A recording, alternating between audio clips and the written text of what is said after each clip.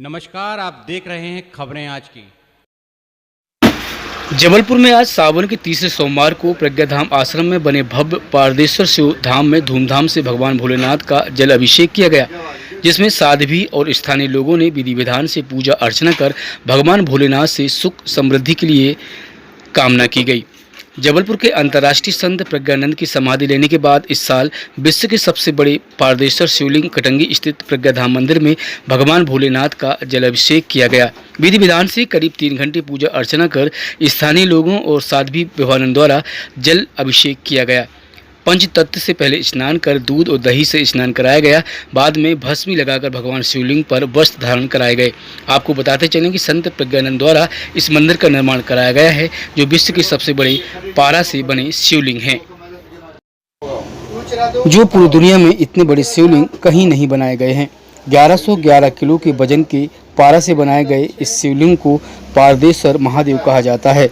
कहा जाता है कि 12 ज्योतिर्लिंग के दर्शन और पूजा पाठ करने से जो पुण्य मिलता है, वही इस पारदेश्वर शिवलिंग के दर्शन करने से मिलता है।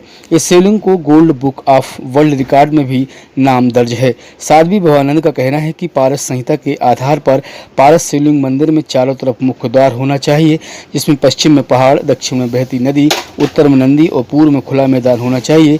इस प्रगति के आधार पर यह मंदिर सटीक बैठता है और सटीक बनाया गया है। इस जगह की संरचना पारस संहिता के आधार पर ही है। इसी को देखकर पारदेश्वर शिवलिंग का निर्माण स्वामी ब्रह्मलीन प्रज्ञानंद द्वारा कराया गया है। इस शिवलिंग के दर्शन मात्र से 12 ज्योतिर्लिंग के दर्शन पूरे हो जाते हैं। इस जगह पर शिवरात्रि के अलावा सावन के सोमवार में भक्तों की भारी भीड़ उमड़ती है। आचमन करने से पुण्य मिलता है और माँ नर्मदा के दर्शन करने मात्र से पुण्य की प्राप्ति होती है। ठीक उसी प्रकार से पृथ्वी पर जितने भी शिवलिंग हैं, भगवान शंकर की प्रतिमा है, स्वयंभू है, उन सब का दर्शन करे, अभिषेक करे और एक बार भगवान पारदेश्वर का दर्शन करे तो वही फल हमें प्राप्त हो जाता है।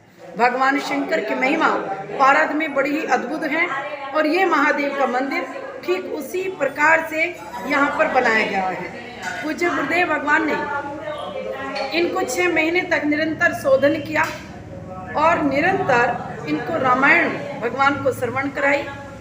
पारद संहिता के अनुसार जहाँ पारद शिवलिंग विराजमान होगा, वहाँ पर पश्चिम दिशा में पहाड़ होना चाहिए, दक्षिण दिशा में बहती हुई नदी होनी चाहिए, उत्तर दिशा में सरंगी और भृंगी विराजमान होने चाहिए और पूर्व दिशा में महाकाली कुलीला होना चाहिए। 4 प्रवेश द्वार होने चाहिए, चारों प्रवेश द्वार पर नंदी विराजमान और घंटा होना चाहिए। पूज्य गुरुदेव ने पारस संहिता के अनुसार और प्रकृति ने पूज्य गुरुदेव का काम बहुत सरल कर दिया। ये सारी चीज़ें पहले से ही यहाँ पर प्राकृतिक मौजूद थी और पूज्य गुरुदेव ने अपनी कठोर तप साधना से पारदेश्वर भगवान को यहाँ विराजमान कर दिया, जिनका नाम golden book of world records में दर्ज है। तो पूज्य गुरुदेव के श्री चरणों में कोटि कोटि नमन करती हूँ कि उन्होंने विश्व को एक बहुत बड़ी धरोहर, एक पारद शिवलिंग जो विश्व के सबसे बड़े हैं, उन्होंने यहाँ पर शिव भक्तों को प्रदान किए। बोलिए पारदेश्वर ज्योतिर्लिंग भगवान की जय।